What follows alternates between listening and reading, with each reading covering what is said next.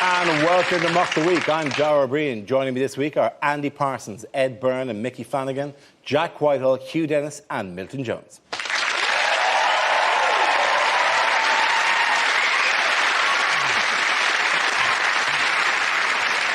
We start with a round called Headliners. Here's a picture of the Communities and Local Government Secretary Eric Pickles with his boss. But what does PIBC stand for? Is it his list of priorities? Is it pies, ice cream, burgers, communities? Is it perhaps pressure intense, belt collapsing?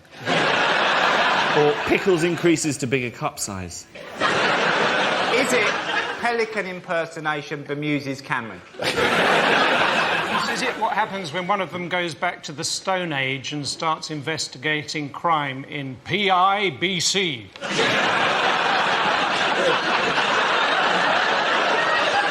Is it just simply pig-ignorant, bloated conservative?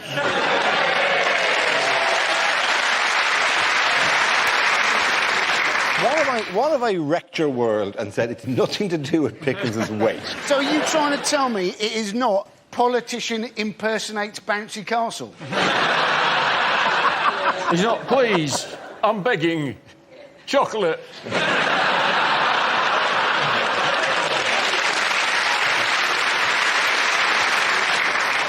Is it Pickles in benefits controversy? Possibly. My Lord, absolutely right. Thank you very much, Hugh. Well done, very good. Yes, the answer I was looking for was Pickles in benefits controversy. This is the news that a letter leaked to the Observer from Community Secretary Eric Pickles' office warned that the government's planned changes to welfare policies could make up to 40,000 families homeless. This includes 20,000 due to the proposed £500 a week cap on benefits. It's difficult to take the man seriously, is it? You know, let's face it, Mr. Pickles is not the name of a government minister. It is the name of a cat. What's up, Mr. Pickles? What's up, Mr. Pickles? Do you want to make people homeless? Oh, Mr. Pickles. And thank you for the mouse, Mr. Pickles. That's the best gift you've ever had. So they're not... I mean, the fact is that he warned the government that there would be 40,000 more homeless and nobody did anything about it, because presumably in the worst-case scenario, they're thinking they could hollow out Eric Pickles and 40,000 people could live in there. So... It also said 40,000 people, the population of Swindon, will be left without their houses. And I thought, well, that doesn't sound that bad. Swindon's a shithole. Have you ever been to Swindon? Yeah, I went to school near Swindon. Obviously not in Swindon. I was in Marlborough Swindon, is very different from Swindon. Is that far apart geographically? Culturally, it's about 4,000 miles. I'm picturing the school that you went to, and I feel it's got more in common with Hogwarts than Swindon. Chris Grayling, though, the Conservative minister, he said it wasn't going to make people homeless. He said it might lead to individual cases of housing mobility. Conniving tosspot that man is. It was 6 weeks ago, wasn't it, the actual letter was sent? The email that was sent. That's when it was all happening. It's in January. But it was clever, because I reckon... my theory was that Cameron was trying to push through all those screw you policies whilst the royal wedding was on, so that it would be distracted. Like, oh, yeah, go out, enjoy the royal wedding, have a street party, because you'll be sleeping on the street pretty soon. It'll be really fun. Don't drive. Price of petrol's gone up to £17. Look at Pippa Middleton's arse. I don't think that the intersection between people who are benefit cheats and people who enjoyed street parties for the royal wedding, I think there's very few... I don't think Shameless held a royal wedding special. But I saw Benefit Cheat recently, right? I went to Glee Live at the O2, and you know the one in the wheelchair? He got up and danced halfway through. It was a dream sequence. Like, you can't do that. In other news, what... There is amazing, there is other news. What has Work and Pension Secretary Ian Duncan-Smith been calling for this week? He has said, Ian Duncan-Smith has called on British bosses to employ more British people. And the British bosses have said that they can't do that because foreign workers work much more efficiently and the British have lost their work ethic. And that's as much as I'm going to say, unless I'm on double time. And I get another tea break. Well, as a foreigner, I'll pick up the slack then, won't I? The only thing that I have a very left-wing and liberal attitude to Eastern European immigration. The only thing that comes to it is, though, is you go, welcome them, let them come in, but then you get refused entry to a nightclub by a bouncer from Lithuania. And suddenly your lefty attitude to immigration takes a big step to the right for the... It's not just bouncers from Lithuania who turn you away, though, is it? Well, here's the thing. Every bouncer on every nightclub door in Dublin now, it seems, are from Eastern Europe. And Eastern European bouncers, they're hard-working, they're conscientious, but they don't watch Mock the Week, right? It means nothing trying to get into a nightclub in Dublin. And then you hate yourself for the stuff you come out with. Lefty liberal going, what do you mean you won't let me in? We let you in. I had a letter published in the Daily Mail last week saying that a lot of Russian women get into this country inside other Russian women. It's true when Eastern Europeans, they are very keen to work, aren't they? Yeah. I mean, as an example, right, there was a Serbian and a Czech who were able to win the Wimbledon Championship in 2 weeks, whereas a British person with the same qualifications has been unable to do it for 75 years.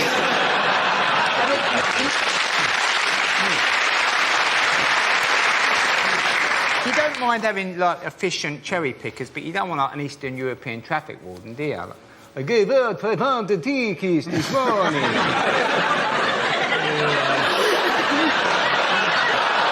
I gave out 500 tickets this morning. I need to drink some beer. What point does he go, I grew up on Dracula one films. parking ticket. You cannot park ticket. here. No parking in this area. Sorry, is that Dracula or Bob Dylan? You cannot park here. Presumably, the traffic warden goes, and why are you parked here? And the driver goes, I couldn't get in the turn! Fast becoming your catching. We are lazy as a nation. Even as I speak, my shoes are on fire. Which British sportsman had a bad week? David Hay. David Hay. David Hay, who was sad because he came away basically with a broken toe and loads of bruises. But he should count himself lucky. Most British blokes go into Hamburg for the weekend, come away with an STI. It's weird because I didn't know his fancy dress. He came as a baked potato. Unfortunately, the guy came as a boxer. You know, I picked on him once at a comedy club. He was in the front row. Now, and I sort of looked at him and said, all right, mate, what do you do? And he went, I'm a boxer. I said, I'll practice this expression. You can't come in, you're wearing trainers. You're going to need it one day. And he looked at me, he went... And I went, I'll move on. They do have to do some stupid carry-on in their training, don't they, boxers? Though? Did you ever see when they got that little bag hanging there like that and they spend ages just going... What is that? Is that in case you get attacked by someone who's hanging upside down from the ceiling with his hand clad behind his back? He kept razzing him up as well, which I don't understand why boxers bother doing that. When he was trying to get him all riled up, you talk like Borat, and was like, yeah, right. But don't get him annoyed, because he's about to go into a ring and punch you. If I was boxing against someone, I'd spend all the pre-stuff just being really nice to them. Like, you know, after this, let's get a pizza and watch You've Got Mail. Your nice shoes you've got there. You're my best friend. And then when we get into the ring... You've never seen boxing, have you? That one, yeah. Come and get me. I think you're thinking of Strictly Come Dancing there. I don't think actually that works. Your pincer shit. Oh, that shit is good. And then defensive. Not getting me. I've never been in a fight. No. You know, I would have guessed that. Although after this, I think I might. Yeah. Of all the many ways I've described you, Jack, street is not one of them. All right, game, the points go to Jack, Hugh and Milton.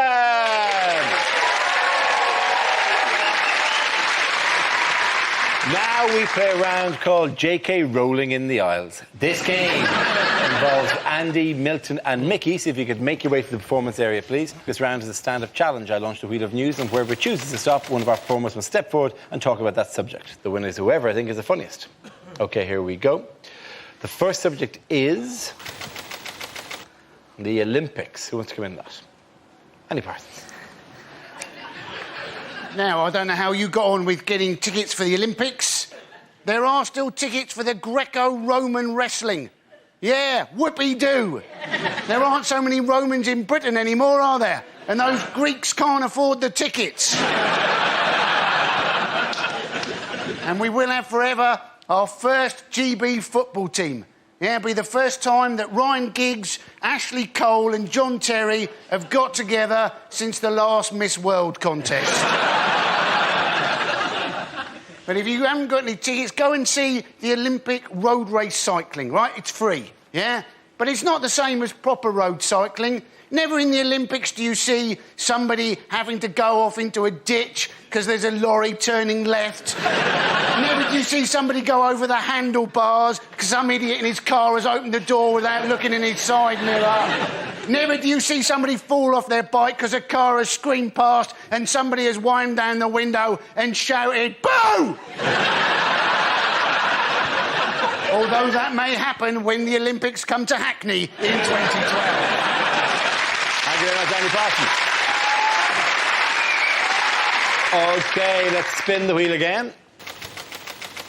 The subject is food. Who wants to talk about that? Milton.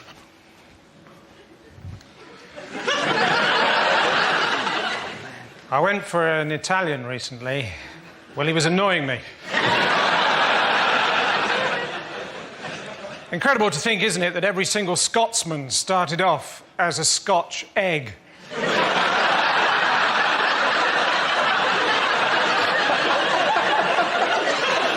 Cold and gingery.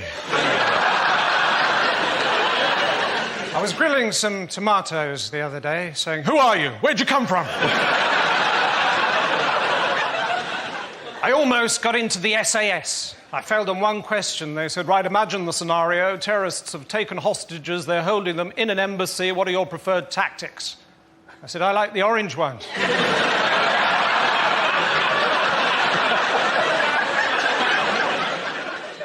I was in the park the other day watching an old man feed the birds, and after a while I thought to myself, I wonder how long he's been dead.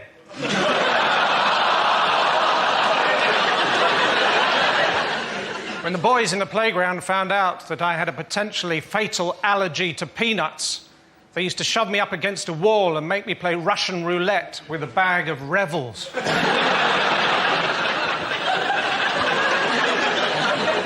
That's all. Good night. That leaves us with Mickey. Let's see what you've been left with. Let's spin the wheel. The topic is culture.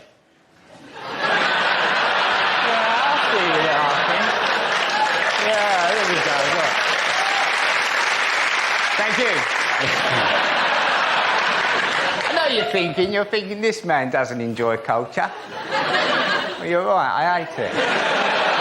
No, I am an intellectual. I know I left school with nothing, but I did go to university later on when I got a degree when I was 29. It was tough speaking up during the lecture, knowing everyone's thinking, blimey, the window cleaner's keen, isn't he?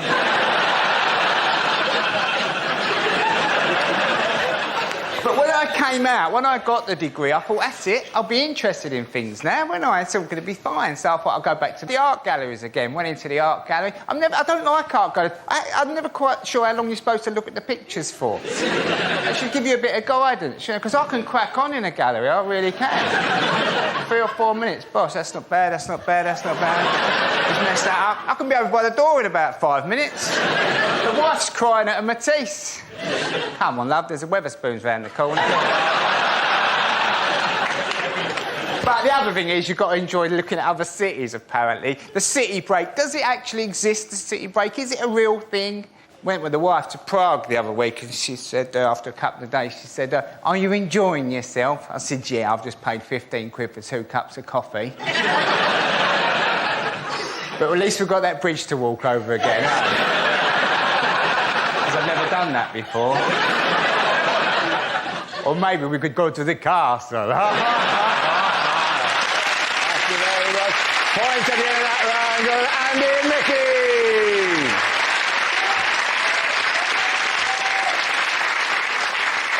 Our next round is called If This Is the Answer, What is the Question? On the board are 6 categories. Milton, which category would you like? Oh, sport, please. OK. Sport is the category. The answer is 1. What is the question? Is it, in the majority of cases, how many people does it actually take to change a light bulb?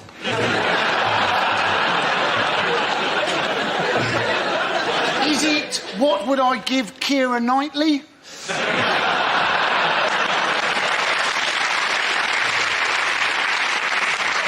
Is it what is Obi Kenobi's middle name? Is it if you asked one of the cast members of Geordie Shore to count to 10, at what point their head would explode? Is it how many hairs does Wayne Rooney have left on his arse? Is it the average number of times a bag for life is used?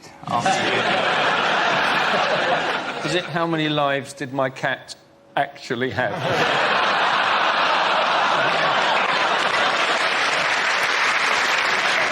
Is it what was Adam and Eve's postcode? Is it the number of Father's Day cards that Prince Charles normally gets?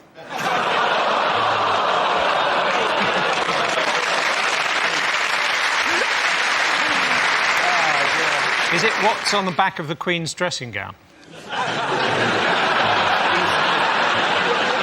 You're going to have to give us more. Sport? Is it Sport. What score do you need to get to beat someone who scored nil? It's the story about Nadal getting beaten by Screech from Saved by the Bell. I think I know what it is. It is not about being world number one. No. I think, then, it is about... Djokovic has only lost one match, hasn't he, in All a year. year or something. That's Is it, that very, How very many good. matches is Well it? done, thank you very much. That's it. Yes, the question I was looking for was how many matches has new Wimbledon champion Novak Djokovic lost this year? In an incredible run of form, culminating in his victory in the Wimbledon men's singles final, Djokovic has won 48 of the 49 matches he's played this year. As well as winning Wimbledon, the Serbian has this week been named as the world's #1 player. You watching it? Did you enjoy it? Yeah. No, I hate tennis. I've got a real chip on my shoulder about tennis. They never came to our school asking if we want to be ball boys. Where is your Probably school? wouldn't have lasted very long, though, to be honest with you. Oh, come on, mate. Do you want me to lower the net a little bit for you? See you get it through this smoke ring. It's a difficult journey to get to Wimbledon, actually. Underground, overground.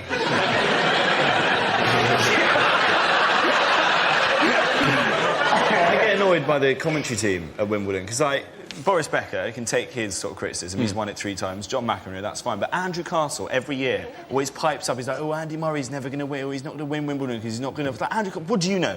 You went out once in, like, the 80s in the second round to a Latvian player who wasn't playing with a racket.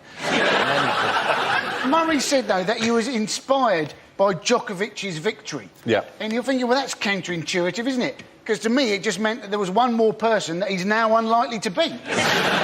It is nice seeing Murray on centre court, though, isn't it? 'Cause it's nice just to see one Scotsman in London with a roof over his head. So the bit of technology I do like, though, is Hawkeye.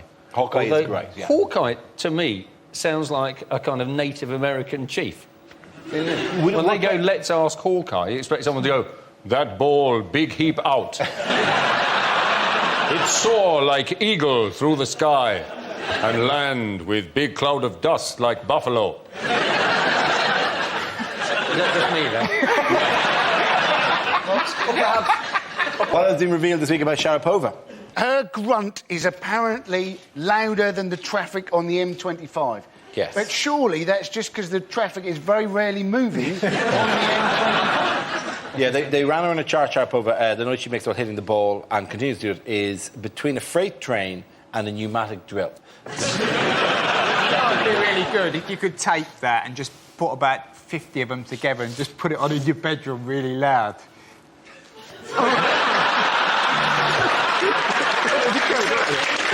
The neighbours going, Christ, he's a bit near the mark next door. It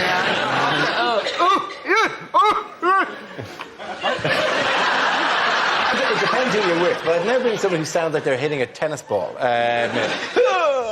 that. Have you ever... No, you just... Yeah, I have. Like really? Yeah. What did I they had a do to woman you? ask me my front door number during sex once. Yeah, I can still do this day, I don't know why. I was banging away and she went, oh, Michael, what's your front door number? That's the absolute truth. Was she trying to figure out? Was she trying to figure out whether you were in your own garden or not? Why didn't you tell take her police. into the house? You should just try to find out where I lived. What did you have strange? People shout out strange things during sex. My last don't girlfriend they? shouted, "Oh, tell me I've been a bad girl." I was like, and I hate it. I was like, "Oh, you've been a bad girl." I was like, "Why have I been a bad girl?" And I said, "Well, you deleted MasterChef from the Sky Plus." That's pretty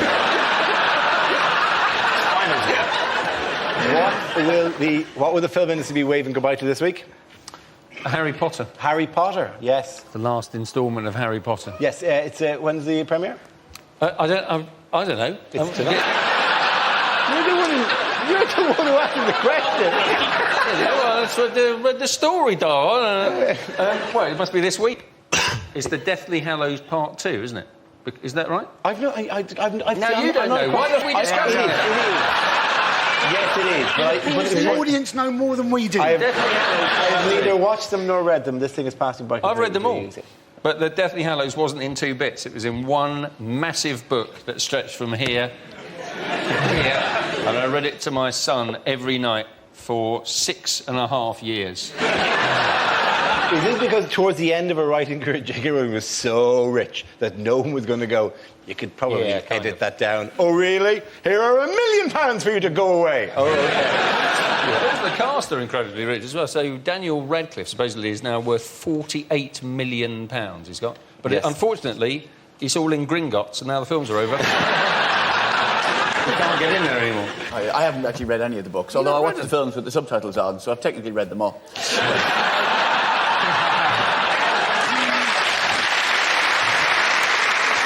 There was an interview with Daniel Radcliffe, though, Yeah. and he was talking about the fact that he's teetotal now. And he started getting into the whole partying and drinking and all that when he was 18, and now he's already given all that up. And one of the things they asked him was, what advice would you give to yourself as a younger man? And he said, don't try too hard to pretend to be something you're not. It's a very odd thing for an actor. You know, I mean, he's not a fucking wizard. You know? Daniel Radcliffe has £48 million apparently in the bank, but he has said it's not for fast cars and hookers. needs a yes, fast it is. car? What are you going to do? Start an institute? What are you going to do? Stop now as well. I want to see what the next stage is because they've had them at school. I want to see them now, like gap year. I want to see Harry Potter doing his UCAS because I know even though he did all that stuff, it still would have got screwed over by UCAS. It'd been, oh yeah, you've defeated Slytherin, you've won the Quidditch Cup 4 times, but unfortunately you didn't do D of E, so you can't come to Birmingham Polytechnic. Everyone gets screwed over by it. There's some people that didn't get into their first choice universities. There's some truth. Yeah, he's speaking your truth, isn't he? No one here had a clue what he just said. Not a clue, right? DOE, Duke of Edinburgh Award, Oh, Duke where you of have to be Edinburgh, racist to someone. At the end of the points go to Jack Hewitt-Milton.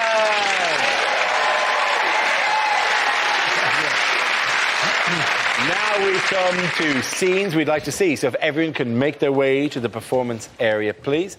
I'll read out this week's topics and then we'll see what our panelists can come up with. OK, here we go. The first subject is unlikely questions from this year's exams. Discuss the metaphysical meaning of the following poem. My friend Billy has a 10-foot willy.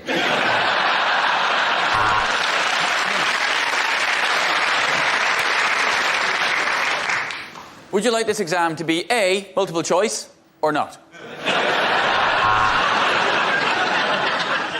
The Bronte sisters. Shag, marry, push off a cliff.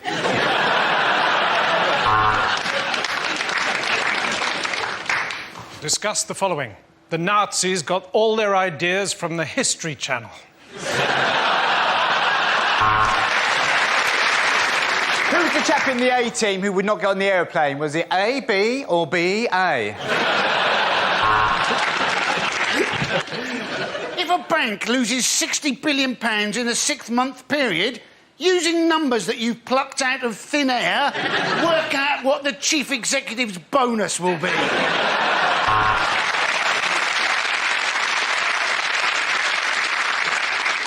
Napoleon, a small man or a long way away?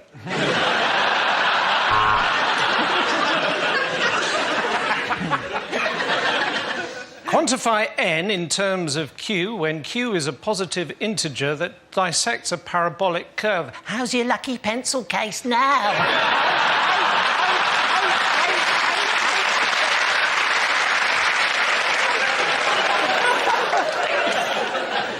What's the name of that round thing that they throw in the Olympics? Discuss. Poetry. Is it all a bit gay? Draw a diagram of the genitalia of the male elephant. Use all 30 sheets of paper provided.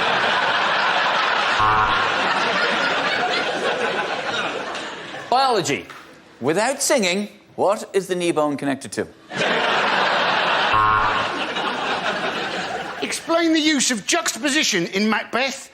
Alternatively, write down everything you know about Macbeth in a blind panic because you've got no idea what the word juxtaposition is.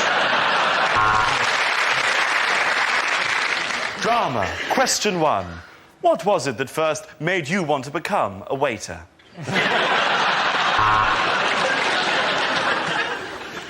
What is your PIN number? OK, the next topic is unlikely things to read on a motorway sign. For Middlesbrough, take the exit marked hell and then lose the will to live. Accident. You were one. Love, Mum and Dad.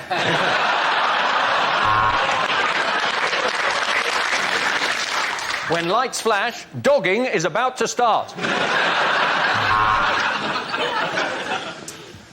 There may be trouble ahead. Prepare to face music and dance. You are now 200 metres beyond the junction that your piece of shit sat-nav is telling you you're approaching now.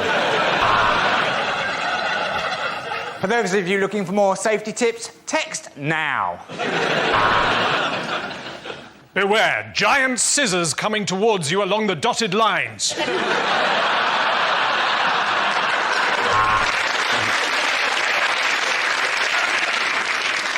Turn on lights in tunnel. They're on the right, just above the entrance. Turn off the sat-nav. Use the force, Luke. The North, where the men are real men, and so are quite a lot of the women.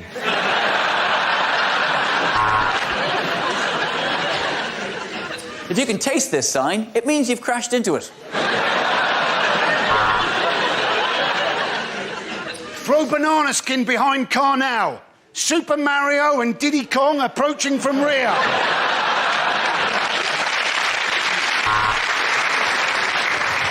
There was a young man from Preston who tried to drive to Heston. The sign wouldn't rhyme and he ploughed into the back of a juggernaut.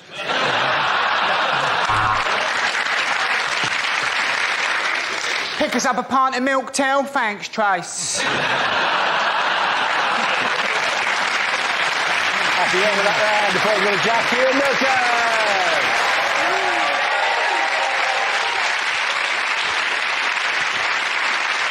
And that's the end of the show. This week's winners are Jack Whitehall, Hugh Dennis and Milton Jones. Commiserations to Andy Parsons, Ed Byrne and Mickey Flanagan. Thank you for watching. I'm Dara Breen. Good night.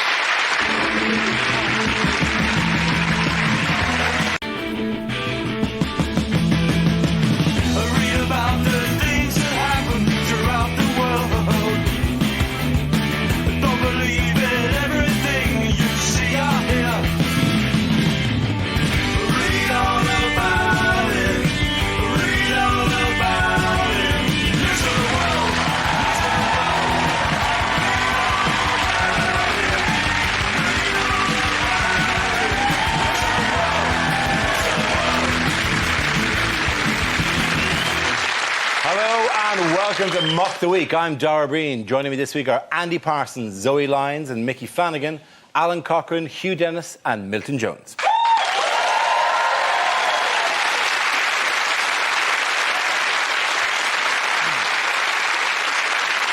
We start with a round called Headliners. Here's a picture of the Education Secretary, Michael Gove, engaged in important work. But what does GTOT stand for? Is he, in fact, making a potion because he thinks he's Harry Potter? Is it government troubles obliviate totalo? Is it Gaddafi's terrified of this? Is it what they realised what would happen to the photograph, and is it simply Gove twat on telly? Is it what teachers will be doing if they come out on strike? Gin and tonic on terrace? Well, is it to do with the teachers? Is it, in fact, great tennis on telly? Tremendously cynical view of having a strike on women's semi-final day. Someone asked him what he's doing at the weekend, and he says, go to Ostrich Town.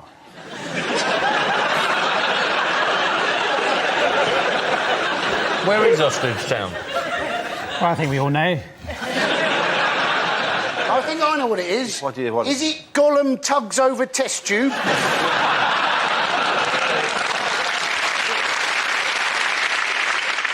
Mickey, do you want to take a go? Go tough on teachers. Oh, my Lord, that's exactly right. Well done, Mickey. Yes, the answer I was looking for was Gove tough on teachers. This is news that Michael Gove has called for tougher qualifications for aspiring teachers, barring those who continuously fail basic numeracy and literacy tests from teaching. Gove has also hit out teachers on their planned walkouts over pensions, claiming they have a strong moral duty not to strike and to keep their schools open. Now, are you aware of the tests? It's a bit rich, really, coming from Michael Gove to put literacy tests down for teachers when his whole name sounds like a grammatical error. Michael Gove. No, Michael Gave. Michael Gave. Try again. Gave. I actually trained to be a teacher for a year, and they say to you when you sign up, it's a very serious job, this, don't smile before Easter. It's a sign of weakness, apparently. So I'm walking down the corridor on my first day's training, and a fat kid fell over. I'm on him like a shot. Bundle!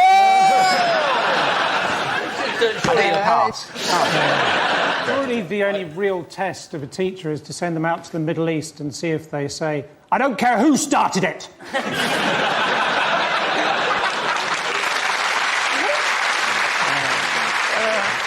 Have you seen the level of the questions, though? Have you They're sort of like add 11 and 4. Yeah, I mean, every year you joke about A-level tests getting it. These are the questions for the actual teachers. Here's one, for example, a genuinely off-the-test for teachers. Can you answer the following multiple-choice question that's included in the teacher training test? The children enjoyed the blank nature of the task. Is the correct word mathematical, or mathematical? That's a genuine... Whereas, obviously, the correct answer should be the children enjoyed the frankly piss-easy nature of the task. The ex-boss of Tesco has just come out and said that teaching standards are not good enough. It's basically a worry, isn't it, if we're not even producing kids who are bright enough to work in Tesco. How hard is it to go bip, right? But you still get some who aren't any good at it, are you? I was in Tesco recently, and there was this kid, he couldn't find the barcode on the packet, and he was going like this, so in the end he just went bip with his own mouth and chucked it through. If they are going to make it harder for teachers, they should give teachers something back. You should be allowed to knee them again. Was that like a perk when they at the run time, in the corridor? Slow down. I'm beginning to wonder how you managed to last one whole year. I used to be a teacher as well, and I found that marking was a problem. But if you wrap the child in a mattress before you hit them... Part of the problem, really, is that teachers are quite annoying, even aside from politics. I've got a lot of friends and family that are teachers, and they're annoying people to know because they break the year up in their way, even when you don't do the same job. So they'll say, oh, I'll see you at half-term. And you go, I'm 36. I don't know when that is anymore. Could you give me a number and then the name of one of the 12 months? That's the system I like to work with. We had a teacher in school, right, and he was African, and his mode of sort of punishing you make you hold out your fingertips. You say, hold out your fingertips. And No tension in the room now, is there? it's just an accent, get over it. Was that your racist impersonation or his racist impersonation? That's how he talked! Okay. He said, hold out your fingertips. And he would whack him with a ruler. Yeah. He was from Newcastle. See, look! Grown-ups! They know a good African accent when they hear one. It was quite a tea, you must know that. Enough with the accent. Once in the context of the story was fine. Once you start doing Nigerian, you can't stop. It's almost impossible. Anyway. Okay. Why has strike action been called, by the way? The reason this is to do with the pensions. Is to pensions, yes. Apparently, 1 in 5 people alive today are going to live to 100. That's how bad this situation is. 1 in 5 people. Like, you think, I'm not happy about that at all. And you think, I'm in my late 30s and I already fart when I cough, so I'm not... I'm not happy about that. I'm very grateful you've not got a tickly throat at the moment. They reckon that there are 10 million people who are alive today, right, who will actually live to being 100. Britain is going to be a very different place. Yep. You know, people going, oh, you're old. I'm not old. I'm 80 years old. Now, if you'll excuse me, I've got to get up at 6 a.m. to do my paper round. I've got a student loan to pay off.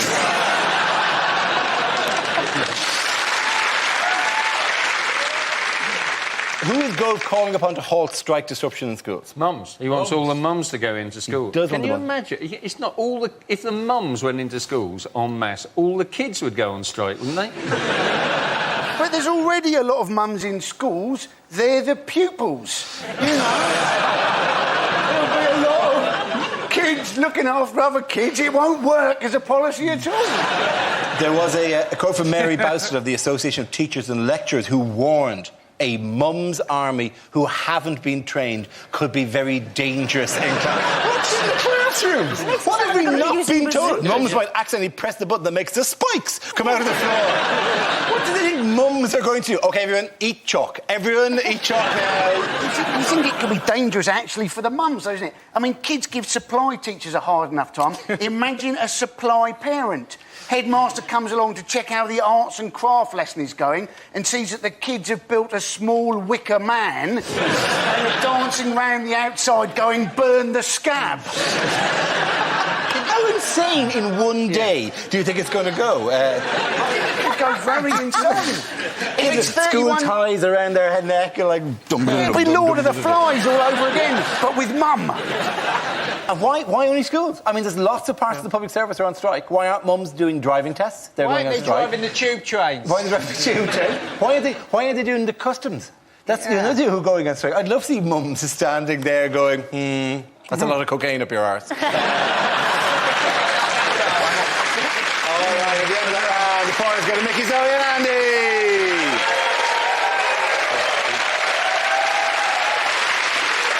Now we play a round called Novak Djokovic. This game involves Milton, Zoe and Alan, so if you could make your way to the performance area, please. This round is a stand-up challenge. I launched a wheel of news, and wherever it chooses to stop, one of our performers must step forward and talk about that subject. The winner is whoever I think is the funniest. OK, here we go. First subject is alternative lifestyles. Who wants to come in that? Zoe. Alternative lifestyles. A friend of mine actually recently bought me a book on Feng Shui. Feng Shui. I was like, Feng Shui my arse. And by that, I don't mean move it further up my back to make my shoulders look better. You know, I know people do yoga to balance the body, and I can kind of see that. But to be honest with you, I can balance my own body beautifully with a pint in one hand and a pie in the other. And I take an all-or-nothing approach to alternative medicines. I think the test is, would you use it in an emergency, OK? Do you see many herbalist ambulances? That's what I'm asking. Yeah, help me, I've sawn my own arm off, have you? What you want to do there is wave a bit of sage over it. In fact, while I'm on it, don't get me wound up, I don't even think vegetarians should be allowed to squash their vegetarian food into meat-based products. You know the ones I'm talking about, the veggie burgers, the veggie bangers. I think, no, sorry, you made your choice. If you don't want the meat, you can't have the shapes.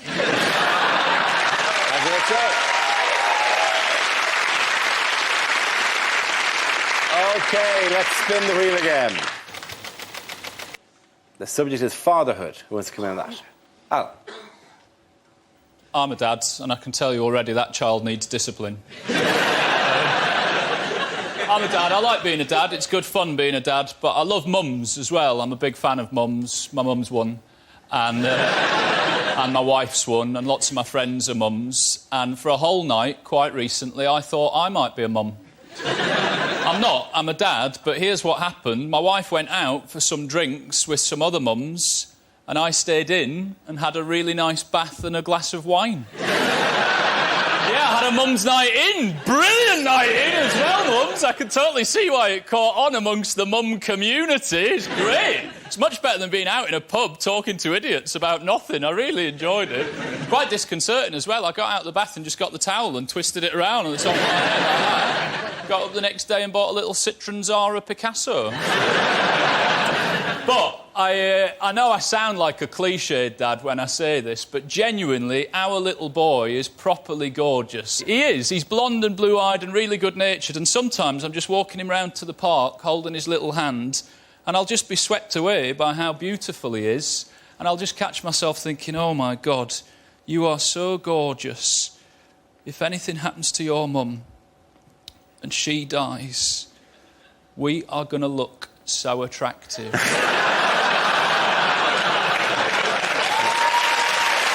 Well done, Alan.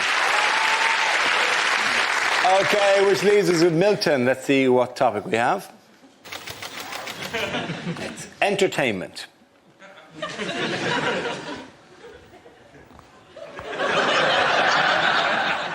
I was watching Blue Peter the other day, who's a neighbour with really bad circulation. I said to him, Peter, why don't you get a pacemaker? He said, I can't even run, let alone keep up with someone. I was watching TV the other day, and I flipped over, and all I could see were the brown cushions on my sofa really close up. You have to be careful watching television. You think to yourself, that bloke's better looking than me, he's got a better car than me, and he's got a cat called Jess.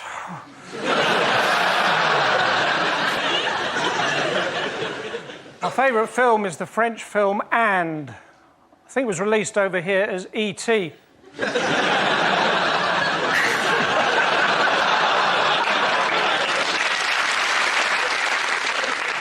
You have to admire people who go into the performing arts. They have to do exercises every single day for their future careers. Big issue. That's all for me. Thank you. Thank you very much, Milton Jones. Points at the end round go to Alan and Milton. Our next round is called If This Is the Answer, What is the Question? On the board are 6 categories. Alan, which category would you like? Sport, please. Sport is the category. The answer is 15 minutes. What is the question?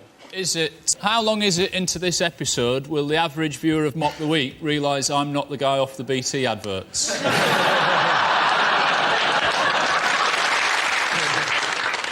Is it when will Greece run out of money? Is it how long my grandmother's ashes lasted when stored next to the chocolate milk powder? Is it since birth, how long has Boris Johnson spent on his appearance? Is it, in fact, how long does the average British women's Wimbledon fortnight last? Is it the longest anyone should be allowed to tell you about their gap year travels at any one? Is it how long does it take to write the Daily Star? Is it the gap between this word... No, it's not. Ruined it. Is it how long you'd have to hold Jedward's head underwater just to make sure? You know, there are actually 2 people in Jedward. It's not like if you kill one, the other dies through some sort of alien symbiosis. Is it when he's out in the open, what is the life expectancy of Colonel Gaddafi? And you know the correct answer is? Is it what's a quarter of an hour?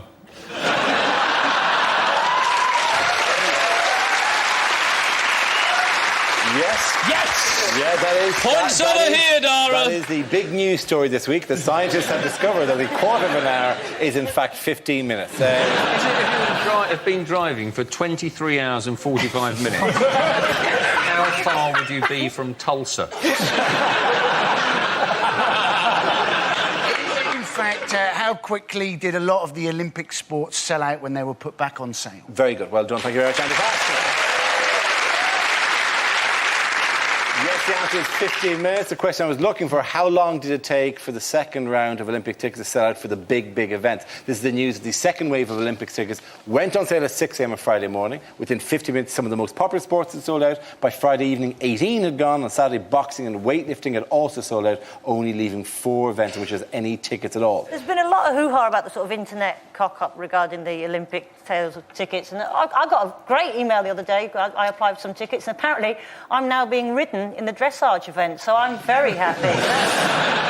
People say the ticket debacle, as if the fact that you've managed to sell out the Olympics a year in advance is the worst thing that has ever happened in this country. It is an absolute disgrace the way those tickets were enormously popular and all the people wanted to get them and they had to hand them out. The amount of this woman on the face going, oh, the tickets have managed to turn people into haves and have-nots. I don't want to get Bertrand Russell on your ass here, but everything turns things into have and have-nots, right? By definition, you either have, like 3D telly, kids, chlamydia. Everything turns into have or have-not. And just for the record, have-not, have-not. Okay? But it was a lottery. It was a randomly assigned computer draw. People were getting really angry about, oh, how dare us. The poor computer who picked these things around. There's some computer going, computer didn't want to make people sad. Computer picked tickets randomly. Computer like all sports. Computer sorry he made people unhappy. No, computer not like diving. Diving bad for computer. Diving made computer not work. Why computer talk like Hulk?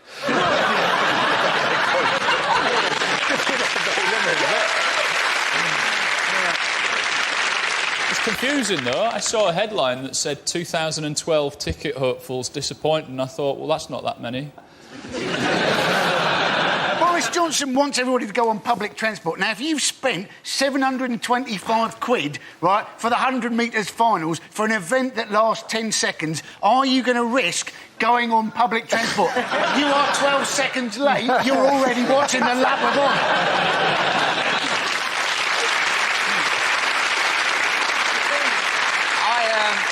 I saw a bloke on the telly who summed up the Olympics from the East End. He went, I've been against these games from day one, he said, from day one. I tell you what, by the end of the month, for the whole month, I ain't going to be able to get out of my turning. Out of the what? The turning. The turning. Oh, the turning. I used to the turning. When Oh, you sorry. turn Oh, around, God. you get out the turning, you go in the turning. I was genuinely thinking, a churney? What's it? What worries me most about the games, though, is if you're sitting in the stadium, you're going to get berated by those two ridiculous Olympic mascots that they've got, Wenlock and Mandeville. They sound like two gay antique dealers. And one of them, brilliantly, incorporated into his uniform, his costume, he's got an orange light to denote the iconic status of the London cab. Right, like London cabbies absolutely embody the Olympic spirit, don't they? I'll tell you what's wrong with London, it's too many foreigners. I won't get out any turning. All the turnings will be locked up. I was against it from the beginning, I was. Have you been studying Popeye? In other news, who was covered in mud last weekend? Anybody who was at Glastonbury? People at Glastonbury, generally, yes. Glastonbury is always criticised for every year. They say it's very muddy and it's too middle class. That's what they say, isn't it? It's like yes. World War I, sponsored by John Lewis. That's what Tricky dilemma now, though, isn't it? You know, for middle-class people, or do you go to Glastonbury or do you go to Wimbledon? And they're obviously very similar things now, aren't they? Because both of them feature a lot of Brits who are out of it on day one. I saw U2 on there, and they were terrible. They were terrible, because they put me off of going to concerts forever. I went to see them at Wembley. And Bono keeps saying, "Come on, join in, you know this one." And The many voices of Mickey Flanagan. Do you know, he went, "Come on, you know this one, don't you?" I have. And I'm standing there, I'm thinking, Wait, I wait, paid can I just say, 25 quid to get in here. You're getting about £250,000. You sing the song, Bono. I have a newfound sympathy for the people of Nigeria now. This is absolutely true. Years ago, I was 16 when I first went to Glastonbury, and we thought we'd do the whole thing, right? Me and my school friend, we thought, let's try and buy some old wacky-packy. We bought an OXO cube. we smoked it anyway. We thought, sod it, let's have a go. It's quite nice, beefy. Did anyone go along? Was anyone this? I'd rather eat my own poo. You possibly would have done if you'd gone to Glastonbury. The idea of spending 40 days in the My mate come back, he said he saw one of the saddest things he'd ever seen. He looked down into the toilet trench, and there, laying in the poo, was the thickest pair of glasses he'd ever seen in his life. And someone had gone to Glastonbury and gone, "Oh, that's... Oh, Christ. Is that Bono up there?" "That's it, you know this one." Have you found what you're looking for? You've gone. You go to this, don't you? I've missed out this year, but I believe you and I have both We been there. met, yeah, on that one 24-hour period where I went to Glastonbury back, and every year I celebrate it when I sit at home and watching the telly that I'm not sitting there knee-deep in mud listening to the Dandy Warhols waiting for them to play their one hit. And making the best of it. Oh, that's that then.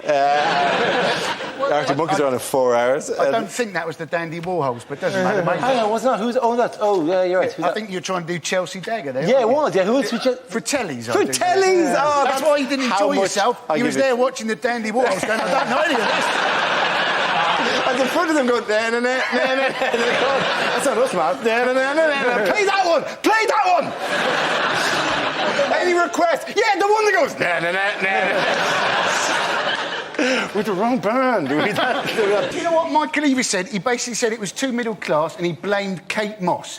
Kate Moss smokes 80 a day, drinks vodka from the bottle and comes from Croydon. If she's middle class, Jordan is aristocracy.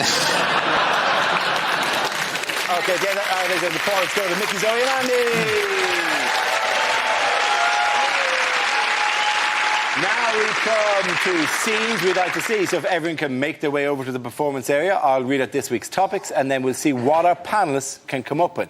Okay, here we go. The first subject tonight is unlikely agony aunt letters.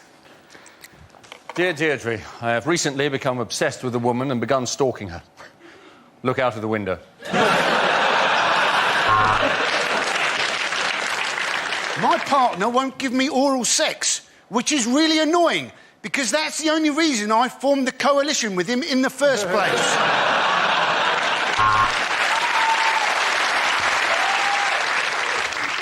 My wife says I don't feel anything, which is a problem.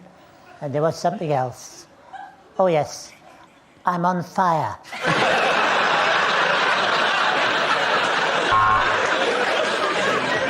I'm 26, my girlfriend's 36. Is 10 years too big an age gap? Because her daughter's 16, she's a right little soul.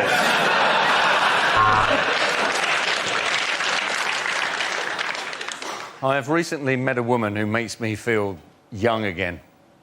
She's 167. Dear Deirdre, I'm from Nigeria, and I'm fed up of Mickey Flanagan mocking my accent.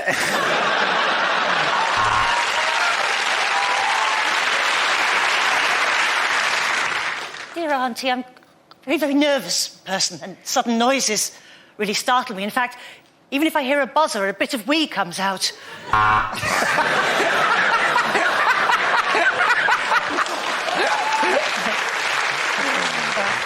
My mates are all getting into drugs, but I don't know what to do. Should I charge them mates rates or just normal prices? Dear Deirdre, I am a control freak. What should I do? I'll tell you what I should do.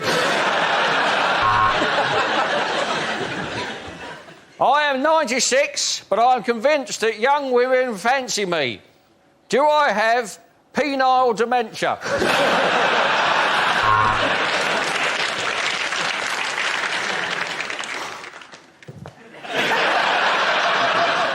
I've been wanting to come and see you for a long time, but I can't get out of the chair.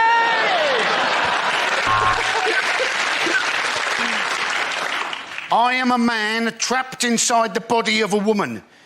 Could you tell us, please, how to get out of position 43 of the Kama Sutra? I work in the public sector and I'm really, really, really worried about my pension. OK, the next topic is unlikely things to hear at Wimbledon. Well, at 2 sets down, let's see what he's got in his locker. He's not going to be there for about 20 minutes. I've got a crowbar. Serena Williams has been seeded. You've got to admire the bravery of that bloke. Hello, I'm Sue Barker. You may remember my father, Chew Barker.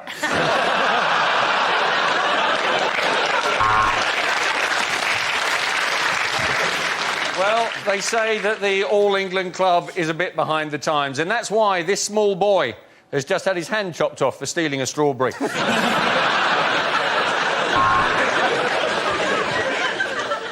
I am a tennis umpire and gay, and it wasn't easy to come out.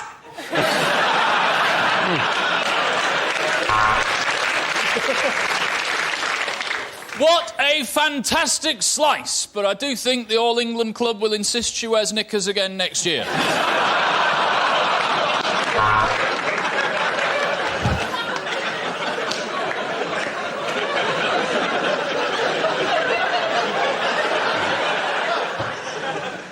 Fuck off, Tim! Well, how did the umpire get up there? I think he must have used a Sepp Blatter.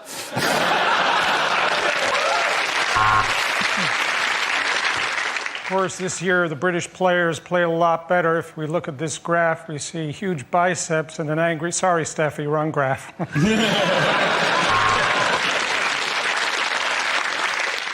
And for any of our Scottish viewers, what you can see there in that glass of Pimm's is fruit.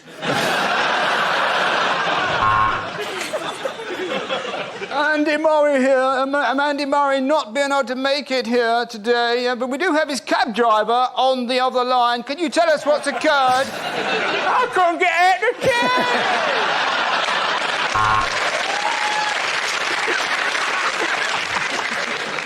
cab! And the mound has taken a real pounding in the last fortnight.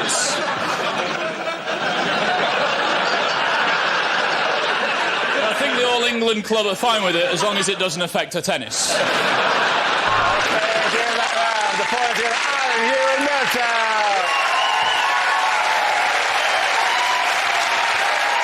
And that is the end of the show. This week's winners are Andy Parsons, Zoe Lyons and Mickey Flanagan. Commiserations to Alan Cochrane, Hugh Dennis and Milton Jones. Thank you for watching. I'm Dara Breen. Good night.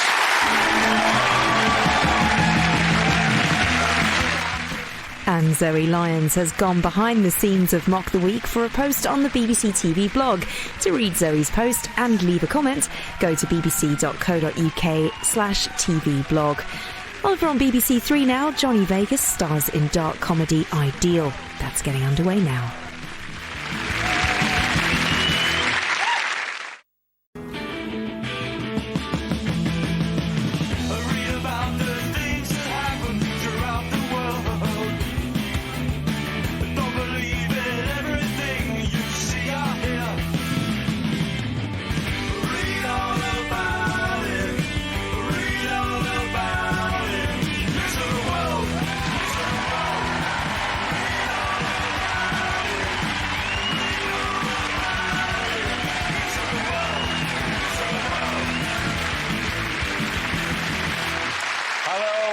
Welcome to Mock the Week. I'm Dara Breen. Joining me this week are Andy Parsons, Ava Vidal and Sean Walsh, Chris Addison, Hugh Dennis and Stuart Francis.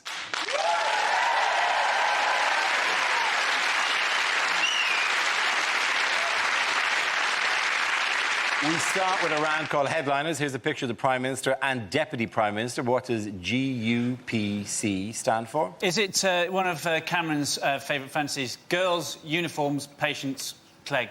Is it in fact geneticists unveil pointless clone?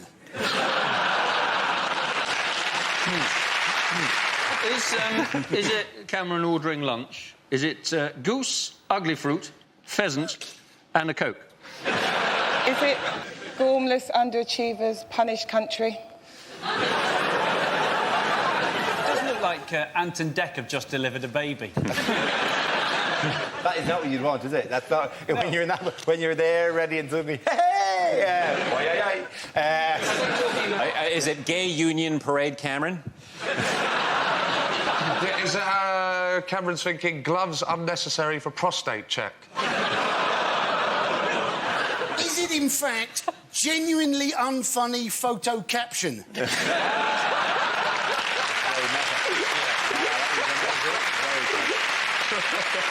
Well, in many ways, they all are. Is it in fact government U-turns provoke criticism? Very good, thank you very much, Danny.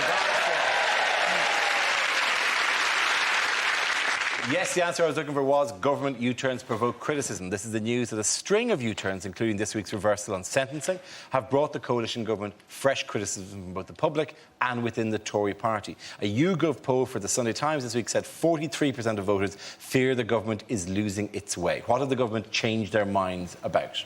The one this week is rubbish collection. They said that there would be rubbish collection once a week, and now they've gone back on that. It's going to be once a fortnight. I've absolutely no idea why people are worried about their bins being taken away every week, because if you live in a city, a fox will take your bin away every night if you... This is the thing, this is a big thing, the urban foxes, or as they have them in Kensington, the urbane foxes. So I said to the rabbit, I should run if I were you, my young friend. Do not say to bandy pretty words with me, I shall have your pelt for a smoking jacket. Who was the man who announced this policy, though? A man by the name of Eric Pickles, yes. who basically said it was the right of every Englishman to have the remnants of his chicken tikka masala to be able to put them in a bin without having to wait 2 weeks to have them collected. Have you seen the look of that man? That is a... How would he know? There we go. That is a man who has no concept of leftovers whatsoever. Do you think that when he said the remnants, he meant like that tin container that they got delivered in? Honestly, he would have eaten that. He would have eaten the bag it came in. He would have eaten the receipt and the leaflet with the new menu on it. And the delivery boy only got away because he was on a moped. Nice. Oh. An Indian takeaway, you don't put in a bin anyway. Indian takeaway, you put in the bag that you got the Indian takeaway in, and then you put that next to the bin. You don't actually put it in the bin, so it doesn't matter. And what? Surely it gets in the bin eventually. Surely the bag that the takeaway arrived in that contains the ticket, where does that go? I really need to clean my house. Do the foxes actually ring your doorbell and go, can we just come in? Because you smell under the door that this is going to be great. Can we just leave for an hour? They're thinking of kicking me out. It is also one of the big advantages of a wheelie bin that you can do a U-turn in it. And racing. Have you ever done that? You ever done racing wheelie bins? No, I haven't. Well, you put a child in each wheelie bin. They're quite deep wheelie bins. How old is it? Exactly, yeah. They don't need to be seeing anything. You can have the lids closed. Do you even have to move, or do you just close the lid and go, oh, here we go, oh... And when they're sick, it's quite useful they're in a bin, to be honest. By the way, this is all a very funny chat about wheelie bins, but we're not saying you should really put children into a wheelie bin.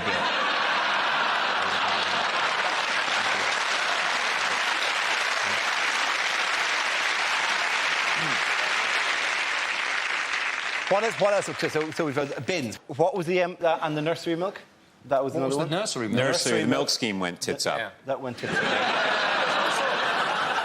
What else has been... Sentencing. Sentencing, yeah. Sentencing. Yeah. Kenneth Clarke has had to... He was going to give us a twofer on sentencing. If you pleaded guilty, you're going to get 50% off your sentence, which it's a good thing there's no death penalty in this country, because how is that going to work? I sentence you to half death, half life. You're going to have to go and live in Leicester.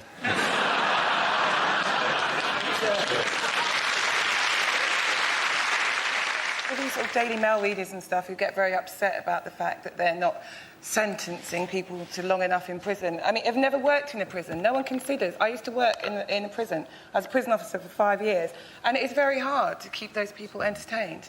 You know. No, they get bored. They cause trouble. Do you know what I mean? A lot of them get into religion, which is sweet. You know, when I had a Jehovah's Witness in, what I'd do is I'd send him around the wing knocking on everyone else's cell door. The best part of that was watching them try to pretend they weren't in.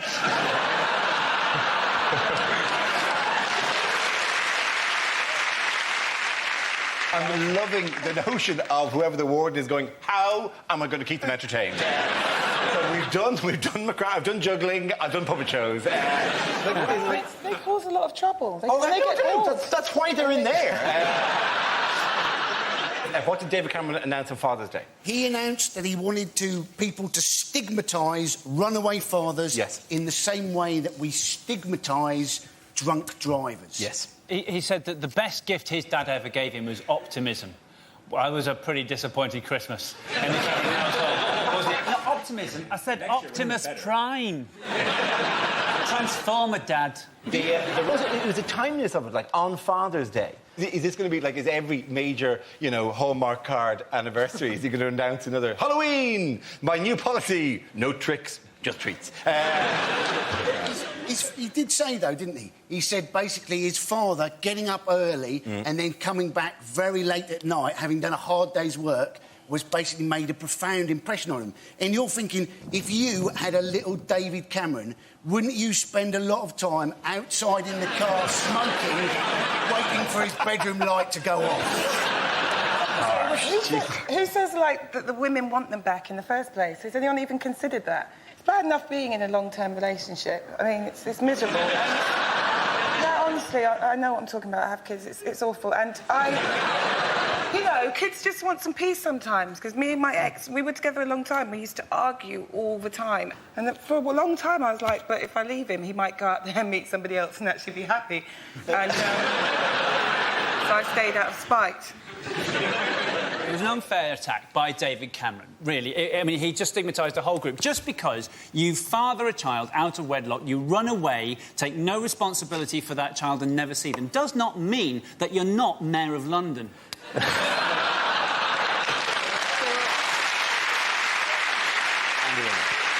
are also lots of points, aren't there, when children want their parents to be absent. I mean, I love my parents very much, but for me, that was when, as a teenager, they used to take a cat for a walk on a lead. On holidays, we used to take a cat for a walk on a lead, and it wasn't just a lead, it was a 30-foot washing line. All of it went over Dartmoor, it went everywhere, this cat. And the embarrassing thing was, I got so embarrassed by it that I had to walk, you know, about 100 yards behind my parents. But that meant that you heard the comments of the people coming past them. And that is awful, awful for a teenage boy to be subjected to someone going, you see those people with the cat on the lead? I think they may just have been released back into the community. Didn't your parents have a wheelie bin? They had a wheelie bin. I spent the first 6 years of my life in it. Did you still have washing on the lead? No. 2 birds with 1 stone, that'd be fantastic. Yeah. In fact, put a bird on the lead and the cat could have chased it. And another news, who is the real power broker? Who's the kingmaker in parking in this country? Is it NCP? No, it's not NCP. Who's the one single individual who wields more power over parking in this country than anyone else? Boris Johnson. No. It is, according to Parking Review, it's Hugh Dennis. Yeah. That's right. This magazine, which was sent to me anonymously, I get the Parking Review, features 10 separate photographs of Hugh Dennis on its pages at the moment. Yeah, I did the National Parking Awards. Who wins a National Parking Award? They did Best Multi-Story. That was in there.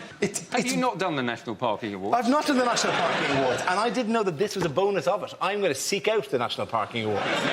So, sorry, when you say parking, do you mean, like, in a car, reversing into a slot? Yeah, is that your talk? Right, OK. Yeah. They had awards, and Hugh handed them out. I handed them out, yeah. Well, I gave them all tickets, to be honest. I did.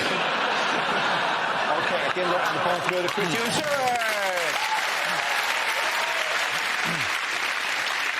Now we play a round called Pippa Middleton's Butt of Jokes. This game involves Sean, Stuart and Ava, so if you could make your way to the performance area, please. This round is a stand-up challenge. I launched a wheel of news, and whoever chooses to start, one of our performers must step forward and talk about that subject. The winner is whoever I think is the funniest. OK, here we go. The first subject is parenting. Who wants to come in on that? Ava. It's quite difficult being a parent. My daughter is she's 17 years old and she's evil, and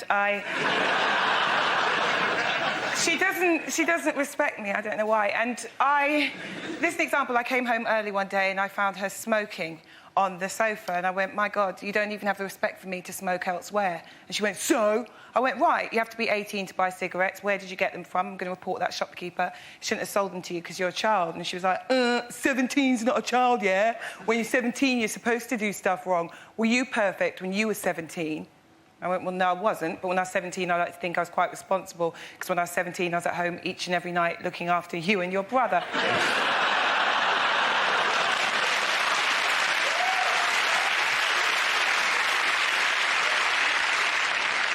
And she's very, very moody as well. You know, like a lot of teenage girls, very worried about her body image. She came home one day, she was crying her eyes out, and I went, what's the matter? And she went, I hate my whole life. And I went, why? And she went, because I'm fat. And I went, well, here you are. So, could you at least have the common decency to be jolly?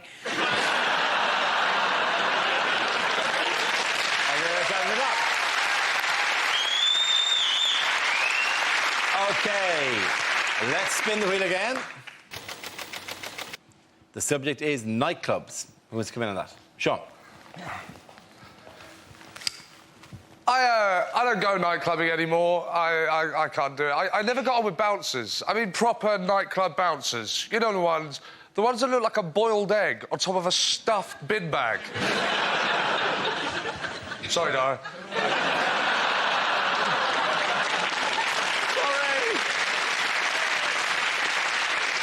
But they ask the stupidest questions as well. Like once I was at a nightclub, it was 1:30 in the morning. I had a traffic cone on my head. He said, excuse me, mate, can you step to the side? Have you been drinking? A little bit. Of course I have, you idiot. It's a nightclub. It's 1:30 in the morning. What do you think these people are doing? Just walking past, going, oh, dubstep. Let's go and have a look what's going on in here. No. He's not letting me in. I try to become the nicest bloke I can be. I go, can't come, mate, please. You have a lovely head. You have a lovely head. If I knew you were going to be here, I would have brought some bread. We could have had some soldiers. Come on, please. Honestly, I'm fine. Don't worry about that. It's just a hiccup with some pizza in it. It's fine. Don't worry. Honestly, it's come back. I understand you have a difficult job. I understand that. It's a difficult job. I take my hat off to you. Thank you very much, John Walsh.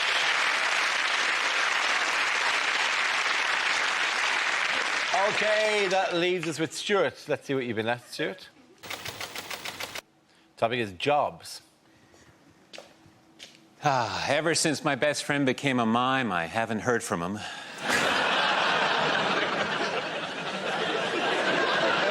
Still has my leotard. At first, I didn't believe my father stole from his job as a lollipop man, but all the signs were there.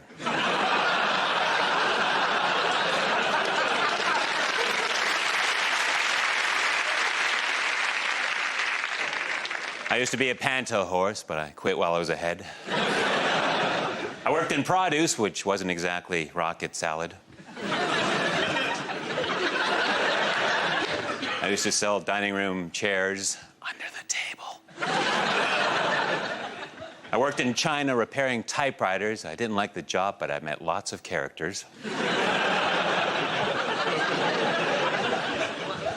I worked in a sweatshop. It was so-so.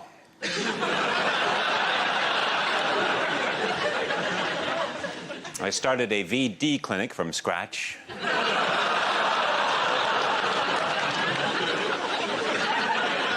My topic is jobs. My work is over. Very good. Thank you very much. Points there goes to Ava and Sean. Now you can come back.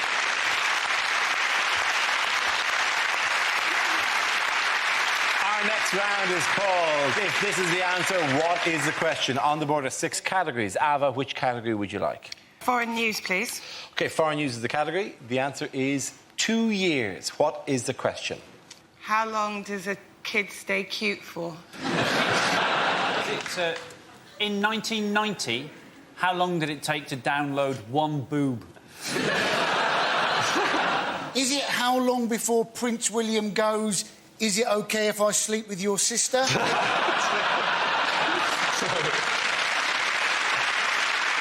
Is it when your Olympic ticket should arrive? Is it, in fact, if George Osborne was attacked by a crocodile, how long would I be laughing for before I called the emergency services? Is it... How does a Welshman say 2 ears? Is it how long you should wait after Eric Pickles has been in the toilet? I'd give it 2 years if I was you. I'd give it 2 years. Is it how long could a cannibal live off J-Lo's buttocks? Is it how long would David Blaine have to be dead in a box before anyone noticed?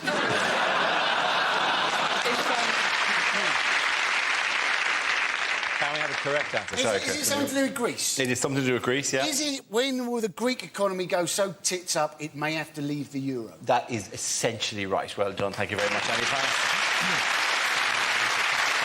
Yes, the question I was looking for is how long do experts predict it will take before the euro begins to break apart? According to some international financial experts, debt-ridden Greece might be forced to abandon the euro as early as 2013, possibly followed by other financially troubled nations, including Ireland and Portugal, with the crisis creating a domino effect and posing a threat to the global economy. Why is the euro under threat?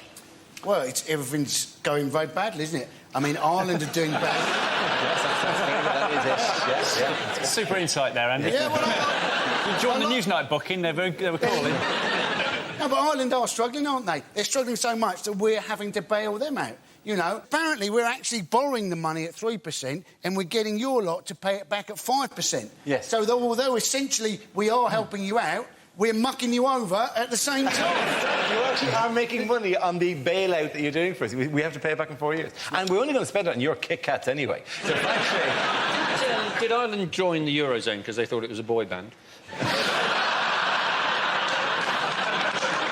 I ask one question? How did this round, which is about Greece, suddenly and instantly become about Ireland? The reason Greece will never be allowed to fail is it has the largest natural reserves of hummus.